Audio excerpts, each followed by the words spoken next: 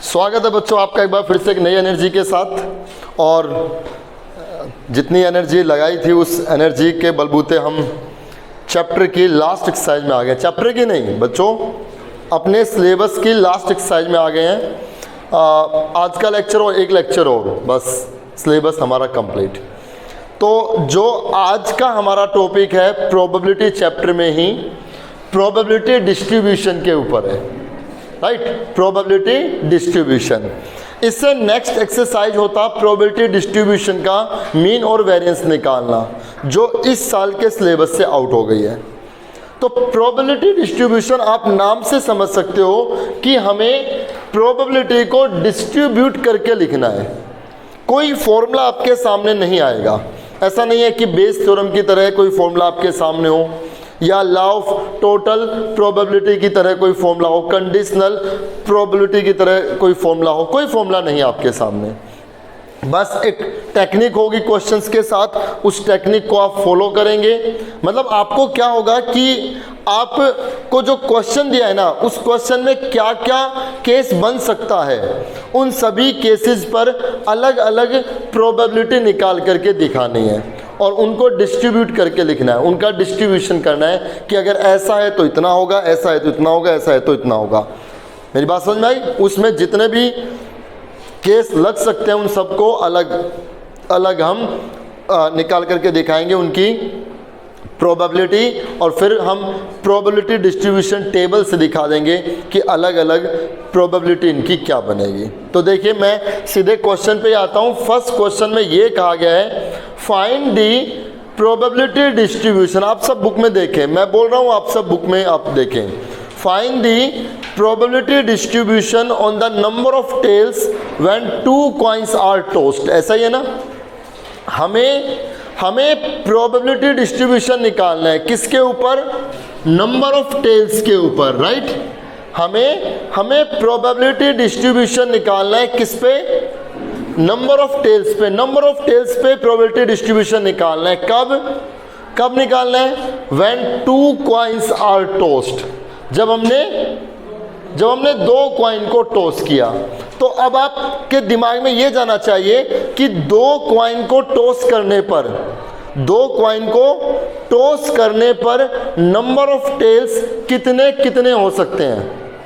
देखो ध्यान से पकड़ना टॉपिक को। नंबर ऑफ टेल्स का मतलब टेल्स की संख्या कितने पर? व्हेन 2 कॉइन्स आर टॉस्ड, जब 2 कॉइन को उछाले जाए तो टेल्स की संख्या कितनी आएगी, इसका डिस्ट्रीब्यूशन निकालना है। तो मैं आपसे एक बहुत कॉमन क्वेश्चन आपसे कर रहा हूं कि अगर हम 2 कॉइन को टॉस करें तो उस पर नंबर ऑफ टेल्स कितने हो सकते हैं? बोलिए। नंबर ऑफ टेल्स 0 हो सकते हैं, 1 हो सकते हैं, 2 हो सकते हैं, यही केस बनेगा ना। तो आपको क्या मान लेना है? जिस पे डिस्ट्रीब्यूशन पूछेगा वो हमारा कैपिटल एक्स होगा। कैपिटल एक्स हमारा क्या है? कैपिटल एक्स हमारा क्या है? Number of tails. जिस पे डिस्ट्रीब्यूशन पूछेगा उसको हमने कैपिटल एक्स, एक रैंडम वेरिएबल कह दिया। ये रैंडम वेरिएबल है। वेरिएबल समझते हो ना, जो चेंज होता रहेगा, ये भी हो सकता है, ये भी है, ये भी, और रैंडमली कुछ भी आ सकता था। तो रैंडम वेरिएबल वर्ड क्यों बता दिया हमने? तो हमने क्या कहा कि जो कैपिटल एक्स है वही क्या है, जिसकी प्रोबेबिलिटी हमें निकालनी है। तो नंबर ऑफ टेल्स को कौन बता रहे हैं? Capital x. तो आप ये बताइए जो नंबर ऑफ टेल्स है वो क्या क्या हो सकते हैं? 0, 1, 2। Number of variables, number of tails क्या हो सकते हैं? 0, 1, 2। इतना समझ में आया कि नहीं आया कि एक कॉइन को अगर 2 बार उछालें या 2 कॉइन को एक बार उछालें तो उन पे नंबर ऑफ टेल्स की संख्या मे बी 0, मे बी 1 और मे बी 2। तो जो निकालना उसको कैपिटल एक्स लिखेंगे और वो उसके नंबर ऑफ टेल्स को रिप्रेजेंट कर रहा है। इतना आप सब लिखें। अब फिर मेरे साथ लिखना स्टार्ट करें। ये सब लिखने के बाद फिर आप लिखेंगे px = 0। अब इस बात का मतलब समझें। चले देखिए एक बार इस बात का मतलब समझें आप, फिर आप नोट कर लें। px = 0। बच्चों x का मतलब क्या है? x का मतलब क्या है, number of tails is equal to 0, मतलब वो 0 हो, यही बात होगी ना। मतलब मैं 3 प्रोबेबिलिटी निकाल दूंगा कि नंबर ऑफ टेल्स 0 हो, नंबर ऑफ टेल्स 1 हो, नंबर ऑफ टेल्स 2 हो, तो अलग अलग डिस्ट्रीब्यूट नहीं कर दिया, राइट। बिल्कुल इसी तरह अगर इस क्लास में 20 गर्ल्स है 20 बॉयज हैं, मुझे 3 स्टूडेंट सेलेक्ट करने हैं, उन 3 स्टूडेंट में एटलीस्ट 2 गर्ल्स हो, तो केस बनेगा ना एटलीस्ट 2 गर्ल्स, या तो 2 हो या फिर वो तीनों ही हो, एटलीस्ट 2 गर्ल्स, 3 बच्चों में कम से कम 2 गर्ल्स स्टूडेंट होनी चाहिए, तो मे बी 2 और मे बी 3, तो मैं 2 के सिलेक्शन की प्रोबेबिलिटी निकाल के दिखाऊंगा अलग से, 3 की सिलेक्शन की प्रोबेबिलिटी निकाल दिखाऊंगा अलग से, तो ये डिस्ट्रीब्यूशन नहीं हो गया। अगर 2 गर्ल्स का सिलेक्शन हो तो चांस ये है, और 3 गर्ल्स का सिलेक्शन है तो चांस ये है। दैट्स कॉल्ड डिस्ट्रीब्यूशन, कि जो केसेस बनेंगे उन केसेस को अलग अलग हम निकाल करके दिखाएं, कैटेगराइज कर दें उनको। तो P x is equal to 0 का मतलब क्या हुआ कि जब 2 कॉइन उछाले तो नंबर ऑफ टेल्स क्या हो, 0 हो। तो लिखिए P x equal to 0 be the probability, P x equal to 0 be the probability of getting no tail, of getting no tail when 2 coins are tossed, when 2 coins are tossed। देखिए जब 2 coin को हम toss करेंगे तो sample space क्या बनेगा, H H H T T H T T, यही बनेगा ना। जब आप 2 कॉइन को टॉस करते हो तो आपके सामने पॉसिबिलिटीज ये रहेंगी ना, ये आ सकता है ना, और मैं क्या निकाल रहा हूं, x इक्वल टू 0 प्रोबेबिलिटी है कि नंबर ऑफ टेल्स 0 आए, एक भी नंबर ऑफ टेल ना आए। तो अगर नंबर ऑफ टेल एक भी नहीं आया तो वो कौन सा केस है, ये एच एच 1 केस है आउट ऑफ 4, तो इसके चांस क्या है 1/4। प्रोबेबिलिटी चैप्टर बड़ा सिस्टमेटिक है, बस उसको कंफ्यूज नहीं होना, सिस्टम से लिखना है कि इसका मतलब क्या है। अब जैसे ये लिखते ही हमें समझ में आ जाता है कि ये क्या है। कैपिटल एक्स हुआ जिसकी प्रोबेबिलिटी निकालनी है, उस पर केसेस बना लो कि वो कितने कितने हो सकते हैं।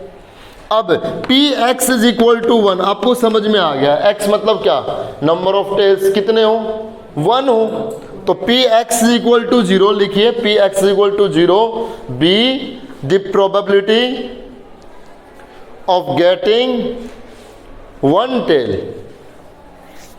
when 2 coins are tossed, when 2 coins are tossed। जब हम 2 कॉइन को उछालें तो उस पर नंबर ऑफ टेल्स 1 आए, एक टेल हो, इसके केस कितने हैं 2/4, 2/4, ठीक है। हाँ कैंसिल कर दो, 1/2, 1/2। इसके बाद P x is equal to 2,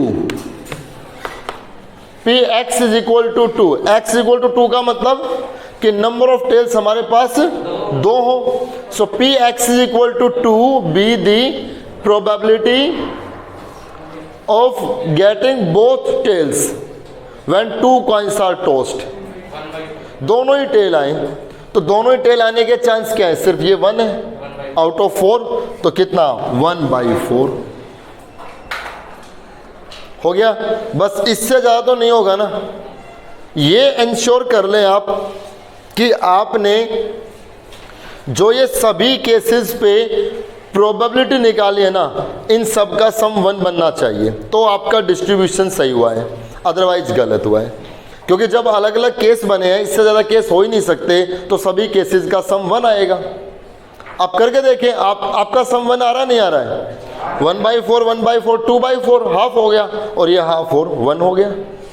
अगर इन सब का सम 1 आ रहा है, जितने भी आपके केस बने हैं, तो आपका डिस्ट्रीब्यूशन बिल्कुल ठीक हुआ है, अदरवाइज कहीं गलती है। और लास्ट में हमें ये ऐसे एक टेबल बना करके लिख देनी है, probability distribution, distribution probability distribution, ये एक ऐसे आप टेबल बना करके लिख दें। यहाँ हमने लिख दिया x, यहाँ कैपिटल X लिखना है, स्मॉल x नहीं लिखना, x मतलब इसको रिप्रेजेंट कर रहा है, और यहाँ लिख दिया px मतलब इस x की प्रोबेबिलिटी। जब ये x 0 था, जब ये x 0 था मतलब नंबर ऑफ टेल्स 0 थे, तो इसकी जो संभावनाएं बनी थी वो 1/4 थी। इसके बाद 1 पे चांसेस क्या रहे 1/2, 2 पे चांसेस क्या रहे 1/4। दैट्स ऑल, बस ये क्वेश्चन हो गया।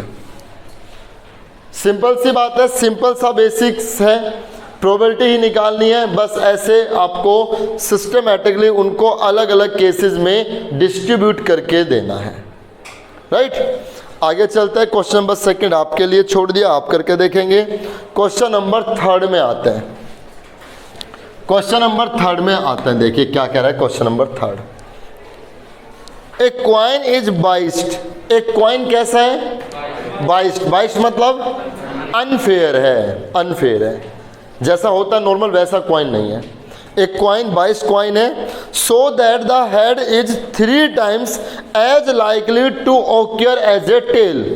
और वो कॉइन ऐसा है कि उस पर हेड आना 3 times है as occur to as a tail. मतलब जब 3 बार हेड आता है ना तो 1 बार टेल आता है, 3 बार जब हेड आता है तो 1 बार टेल आता है। तो उस कॉइन के ऊपर, उस कॉइन के ऊपर हेड और टेल का जो रेशियो हो गया वो 3:1 हो गया ना। इसका मतलब यही तो कहा गया है, 3:1 हो गया ना। मतलब उस कॉइन के ऊपर हेड आने के चांस कितने हो गए 3/4 और टेल आने के चांस कितने हो गए 1/4। मेरे साथ साथ लिखते चलें आप। उस कॉइन, वो कॉइन 22 कॉइन है, उस 22 कॉइन पे हेड 3 times है as likely to occur as a tail. So 3:1 दोनों का रेशियो हो गया। हेड आने के चांस 3/4 है और टेल आने के चांस 1/4 है। अब क्या कहा गया, if the coin is tossed twice. उस कॉइन को 2 बार टॉस किया गया है। If the coin is tossed, उस कॉइन को 2 बार टॉस किया गया है। Find the probability distribution for the number of tails. Probability distribution निकालो किस पे, नंबर ऑफ टेल्स पे। ऐसा ही क्वेश्चन आ गया ना।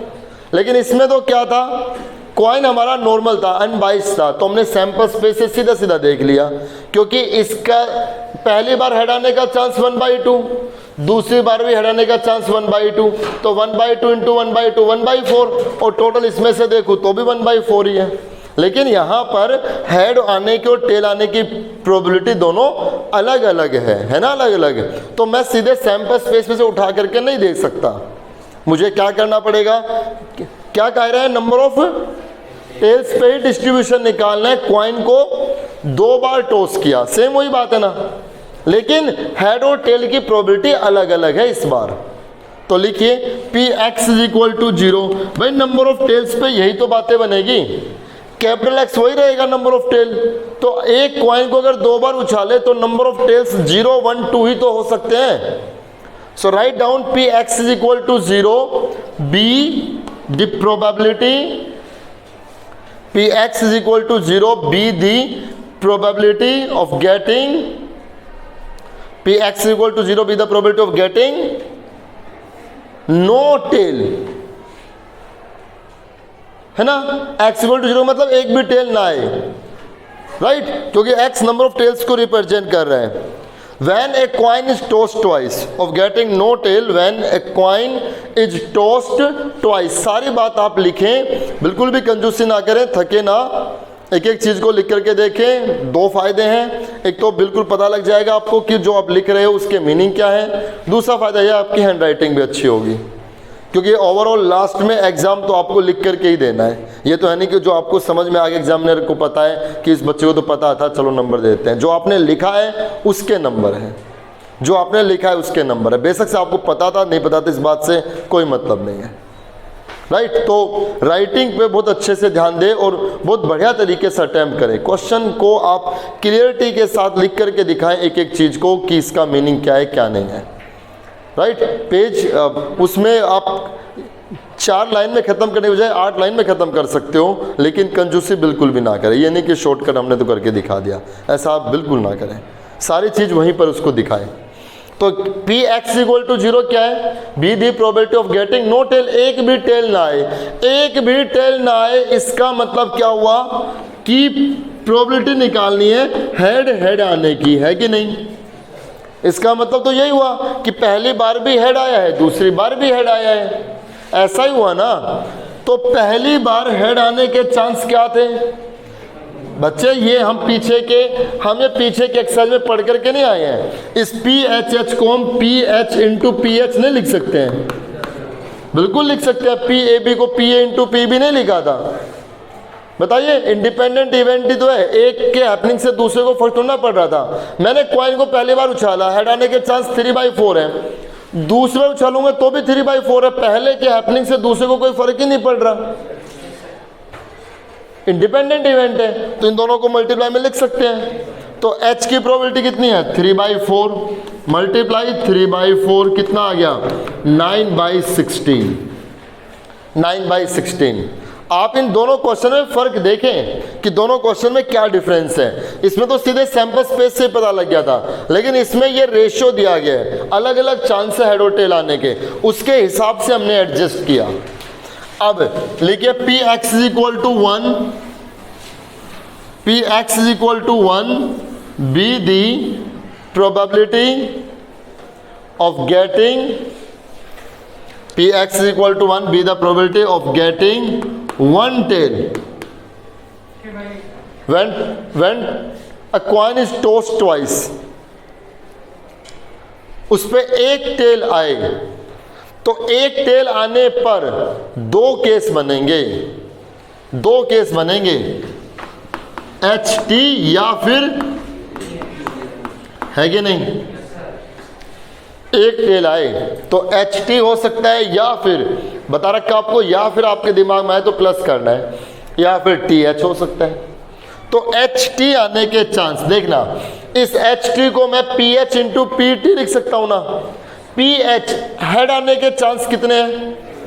3/4, टेल आने के चांस 1/4, बीच में प्लस, ऐसे टेल आने के चांस, हेड आने के चांस 3/4, तो ये हो गया 3/16, 3/16, 6/16, 6/16। ठीक है, अभी मैं कैंसिल नहीं कर रहा, लास्ट में आपको प्लस करके दिखाने के लिए कैंसिल नहीं कर रहा, कैंसिल कर देंगे, थोड़ी देर रुको। अब Px is equal to 2, Px is equal to 2 be the probability of getting two tails when a coin is tossed twice. अब की बार दो टेल आने के चांस है जब हमने उस कॉइन को दो बार टॉस किया, तो दो टेल आने के चांस पे क्या बनेगा? राइट, तो यहां पे टेल आने के चांस कितने हैं? 1/4, 1/4 कितना? 1/16।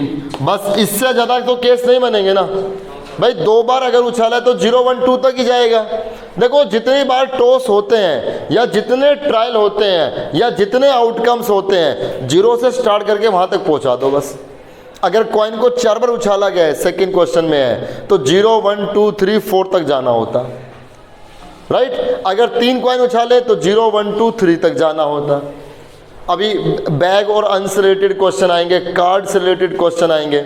मान लो एक पैक ऑफ कार्ड है, उससे 3 कार्ड निकाले तो मुझे 0, 1, 2, 3 तक जाना होगा। ठीक है, जितने ट्रायल है 0 से लेकर के वहां तक पहुंचना होगा। तो यहां पर क्या हुआ? क्या है? बोथ टेल, दोनों ही टेल आए, उसके चांस ये हैं। आप इंश्योर कर लें कि ये प्रोबेबिलिटी डिस्ट्रीब्यूशन बिल्कुल ठीक की गई है। बिल्कुल ठीक है। ये क्यों है बिल्कुल ठीक? ये 9/16, 6/16, 1/16 कितना आएगा?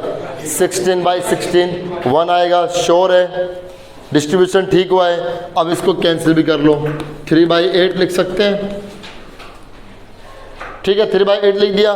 तो अब हमारा प्रोबेबिलिटी डिस्ट्रीब्यूशन क्या बनेगा?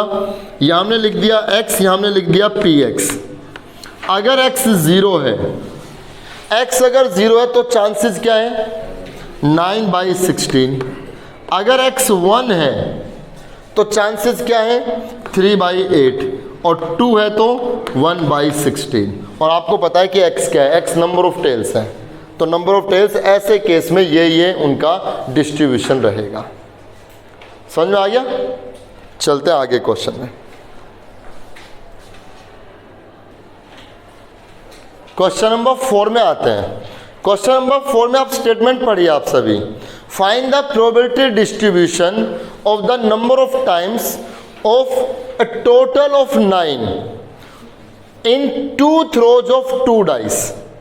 मतलब 2 डाइस के 2 थ्रोज लिए गए, मतलब हमारे पास 2 डाइस है, हमारे पास 2 डाइस है, हमने उसका पहला थ्रो लिया, फर्स्ट टाइम उसको टॉस किया, राइट, फिर हमने उसको दोबारा फिर टॉस किया, तो 2 डाइस के 2 थ्रो हो गए ना।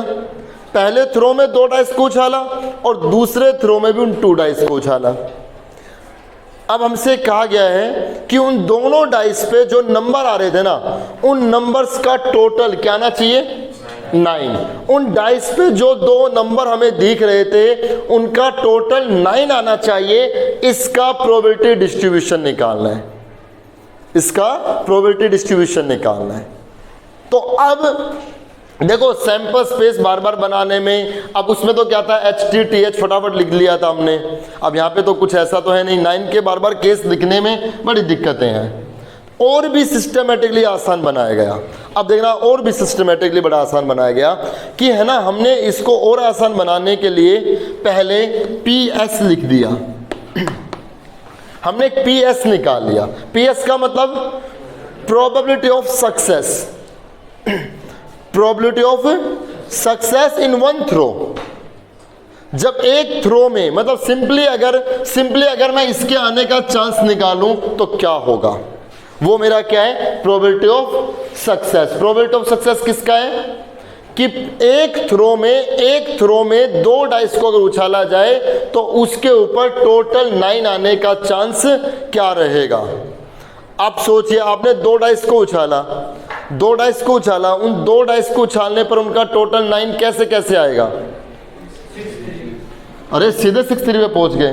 1 के साथ 8 नहीं बनेगी बात, 2 के साथ 7 नहीं बनेगी बात, 3 के साथ 6, ऑर्डर पेयर के हिसाब से चलो, 3 के साथ 6, हाँ जी, और 4 के साथ 5, 5 के साथ 4, 6 के साथ 3, ये 4 केस बन गए ना। मतलब जब हम 2 डाइस को उछालते हैं तो उसके ऊपर टोटल 9 आ जाए, इसके चांस 4/36 है ना, मतलब 1/9 है ना।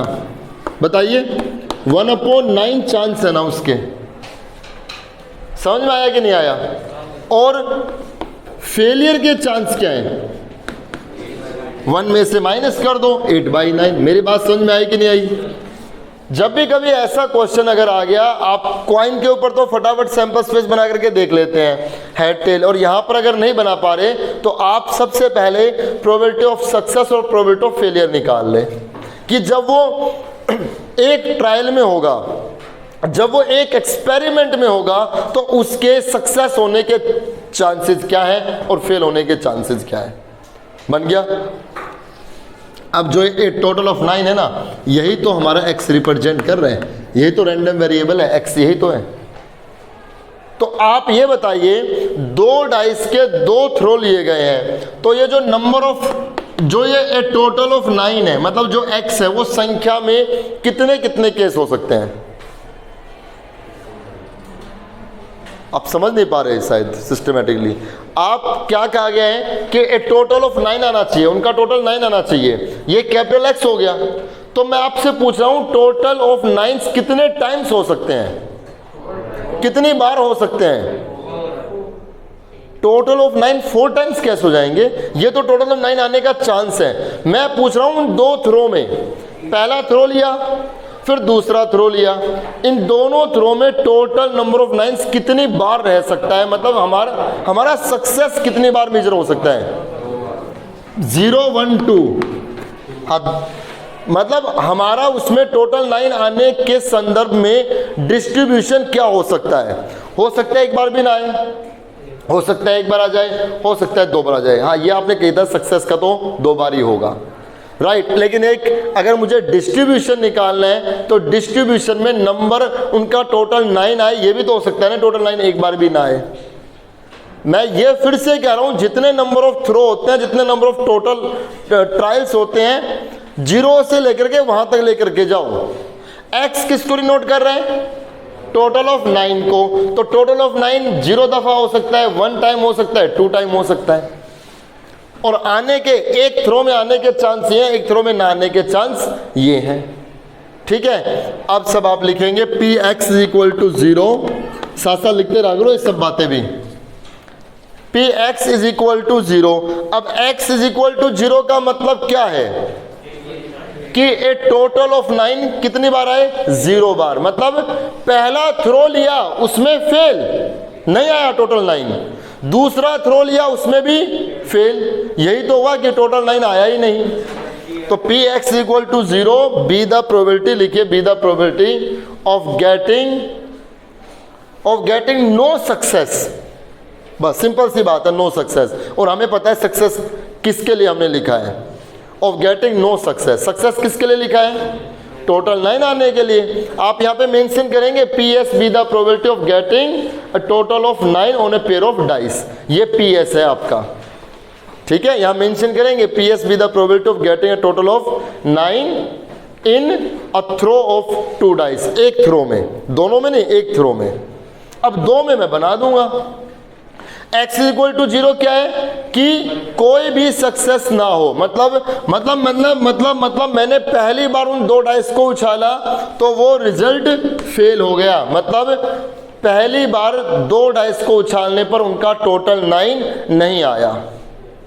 फिर लो भाई दूसरी बार उछाले, दूसरी बार उछालने पे भी उनका टोटल 9 नहीं आया।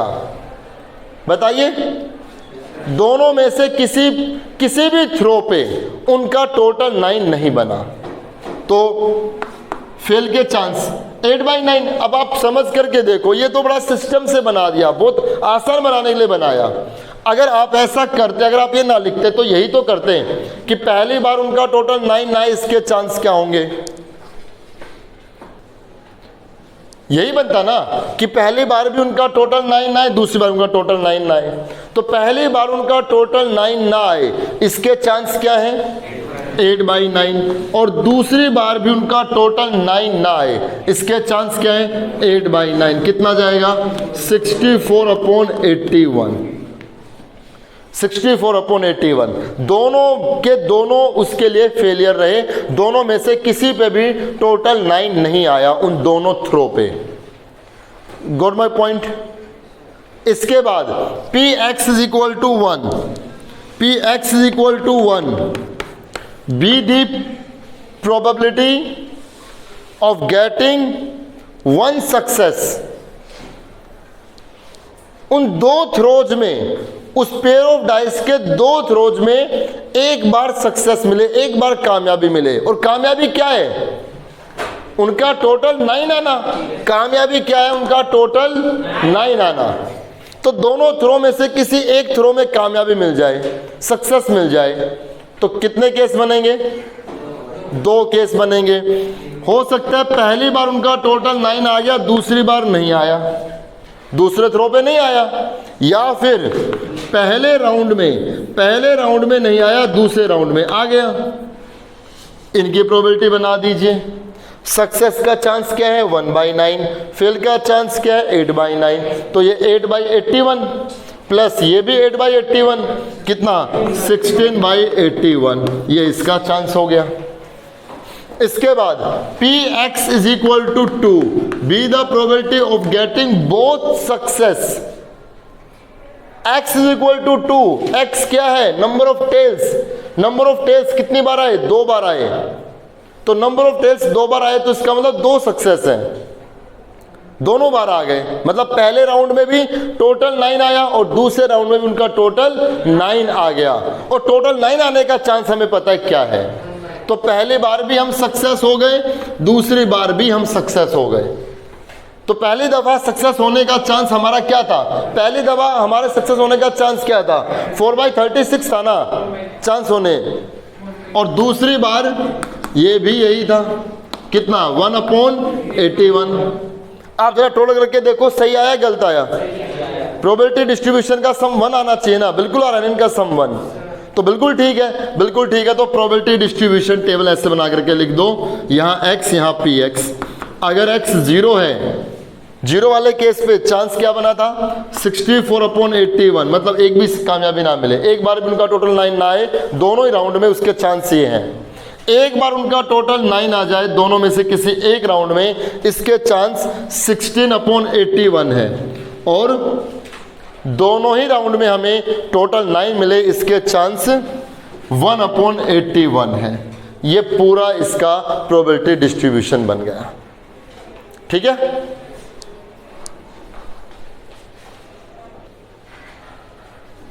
देखना क्वेश्चन नंबर 12 को समझते हैं। पहले 4 तक आपने कर लिए, बीच में 5, 6, 7, 8, 9, 10, 11 ये क्वेश्चन है, ये हम नेक्स्ट लेक्चर में रखेंगे। उसमें मैं विद रिप्लेसमेंट और विदाउट रिप्लेसमेंट पे क्वेश्चंस हैं, वो मैं नेक्स्ट लेक्चर में रखूंगा। पहले आज जो हम सिंपल बेसिक डिस्ट्रीब्यूशन हम पढ़ रहे हैं, उन्हीं पे ही कुछ क्वेश्चन और कर रहे हैं। तो हम क्वेश्चन नंबर 12 ले रहे हैं। पहले क्वेश्चन नंबर 12 में क्या कहा गया है, find the probability distribution on x, और एक्स क्या है, sum of 2 numbers obtain on 2 dice, मतलब किन्हीं दो डाइस पे जो नंबर आ रहे हैं उन नंबर्स का सम। मेरी बात समझ में आई? इसका डिस्ट्रीब्यूशन निकालना है, मतलब हमने 2 डाइस को थ्रो किया, उन 2 डाइस को थ्रो करने पर उन पे जो नंबर आ रहे हैं, उन पे जो नंबर्स आ रहे हैं उन नंबर्स का सम किया गया, और उनका जो सम करने पर जो प्रोबेबिलिटी आएगी वो प्रोबेबिलिटी हमें डिस्ट्रीब्यूट करके लिखनी है। सिंपल सी बात है। अभी आप अच्छे से समझे कि डिस्ट्रीब्यूशन का मतलब क्या है। एक ऐसा नहीं कि वो टेबल बना करके वैसे ही बना कर लिखना पड़ेगा, अलग अलग तरीके, अलग अलग मतलब रिप्रेजेंटेशन हो सकती है। अब देखिए इस केस में क्या होगा, यहां मैंने लिख दिया सम, यहां मैंने लिखा फेवरेबल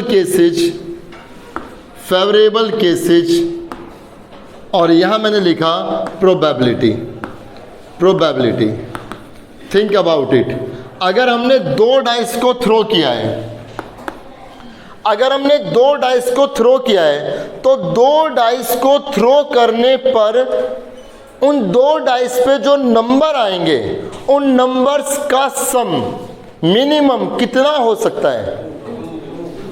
वेरी गुड, 2 हो सकता है कि नहीं? 2 डाइस को उछाला, उस पे जो नंबर आ रहे हैं उन नंबर्स का सम क्या हो सकता है?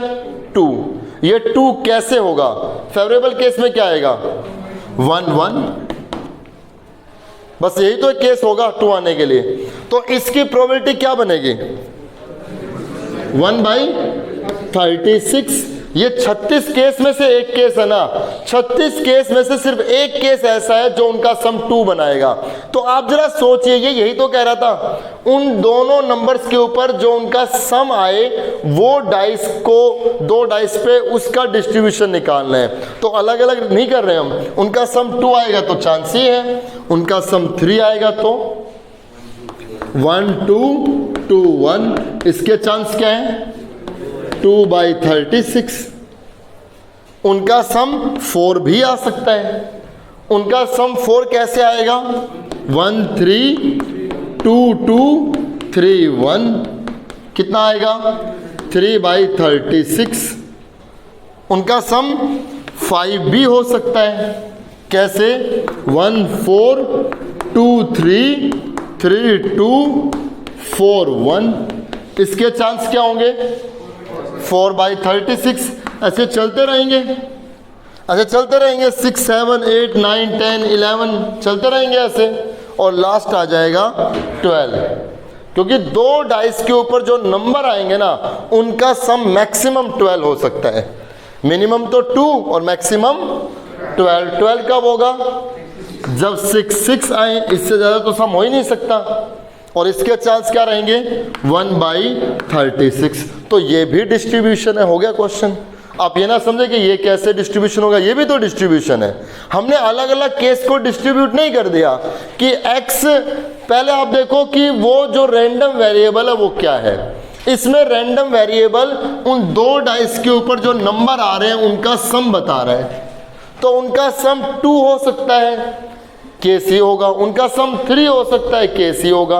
अभी तक आप जितने भी प्रोबेबिलिटी में पढ़ करके आ रहे हो क्वेश्चन, उसमें कोई एक टोटल दे दिया, कोई एक सम दे दिया, तो आप सोचते थे ना उनका सम कि क्या क्या चांस बनेंगे। इसमें सारा इकट्ठा दे दिया कि 2 बनने का ये, 3 बनने का ये, 4 बनने का ये, 5 बनने का ये। आया समझ? चले क्वेश्चन नंबर 13 और देखते हैं। क्वेश्चन नंबर 13 देखिए बच्चे, अभी हमने जो क्वेश्चन नंबर 4 कराया था उसी से मिलता जुलता क्वेश्चन। हमें नंबर ऑफ डबलेट्स पे डिस्ट्रीब्यूशन निकालना है। मतलब नंबर ऑफ डबलेट्स हमारे लिए x हो गया, रैंडम वेरिएबल जो है वो हमारा क्या है, number of doublets. Number of doublets पे डिस्ट्रीब्यूशन निकालना है कब? On 3 throws. इस बार 3 थ्रो लिए गए हैं, 3 राउंड लिए गए हैं। किनका? Of A pair of dice. मतलब 2 डाइस है, 2 डाइस को 3 बार उछाला गया इस बार। 2 डाइस को पहली बार उछाला, 2 डाइस को दूसरी बार उछाला और 2 डाइस को तीसरी बार उछाला। 3 थ्रो हो गए। उन 3 थ्रो में नंबर ऑफ डबलेट्स आने का डिस्ट्रीब्यूशन निकालना है। तो आप ये बताओ उन 3 थ्रो में नंबर ऑफ डबलेट्स आने के सक्सेस टाइम्स क्या क्या हो सकते हैं? 0, 1, 2, 3। 3 थ्रो है तो x क्या क्या बनेगा? 0, 1, 2, 3। हो गया? हो गया यहाँ तक? हम फटाफट प्रोबेबिलिटी ऑफ सक्सेस निकाल लेंगे। अब प्रोबेबिलिटी ऑफ सक्सेस हमारे लिए क्या है? डबलेट आने का चांस, एक थ्रो पे डबलेट आने का चांस, यही तो हमारा सक्सेस रहेगा। और एक थ्रो पे आने का चांस निकालेंगे, फिर उसको 3 थ्रो में अपने आप बना के लिखते रहेंगे। मेरी बात समझ में आई? कि भाई एक बार जब हम 2 डाइस को उछालते हैं तो उसके ऊपर डबलेट आने का चांस क्या है? तो PS क्या होगा? PS B the probability of getting a doublet on a pair of dice. एक पेयर ऑफ डाइस पे डबलेट आने के चांस क्या रहेंगे? 6/36, मतलब 1/6। यही रहेगा ना? यही रहेगा ना? ये प्रोबेबिलिटी ऑफ सक्सेस आ गया ना। प्रोबेबिलिटी ऑफ फेलियर क्या रहेगा? 1 में से माइनस कर दें, 5/6। ये ना आने का चांस हो गया। ये तो एक पे हुआ ना। अब उस पेयर ऑफ डाइस को 3 थ्रो में लेके गया ना, वो उसके 3 थ्रो लिए गए हैं। तो क्या लिखेंगे? Px = 0 be the probability of getting no success. तीनों के तीनों थ्रो हमारे फेल हो जाएं, मतलब तीनों के तीनों थ्रो में डबलेट हमारा नहीं आया। यही तो होगा। नंबर ऑफ डबलेट 0 हो सकते हैं, 1 हो सकते हैं, 2 हो सकते हैं, 3 हो सकते हैं राउंड में। तो क्या होगा? तीनों ही फेल हो गए। फेल फेल फेल 3 केस हो गए अब, मतलब 3 राउंड हो गए अब। तो फेल होने का चांस 5/6, 5/6, 5/6 कितना? 125/216 हो गया। इसके बाद Px = 1 B the probability of getting 1 success. उन 3 राउंड में 1 सक्सेस हो जाए, 3 राउंड में 1 सक्सेस हो जाए तो क्या बनेगा केस? सक्सेस। पहले राउंड में हम सक्सेस हो गए, पहले राउंड में हमें डबलेट मिल गया, दूसरे तीसरे में नहीं मिले। या फिर यही तो होगा। सक्सेस पहले राउंड में मिल सकता है, सक्सेस दूसरे राउंड में मिल सकता है, सक्सेस एक सक्सेस चाहिए ना। वैल्यू रख दोगे इन सब की, आपको मालूम है। उसके बाद Px = 2 be the probability of getting 2 सक्सेसेज। 2 success मिले तो 2 सक्सेस है तो 1 फेल है भाई। 2 सक्सेस है तो 1, तो फेल के हिसाब से सोच लो।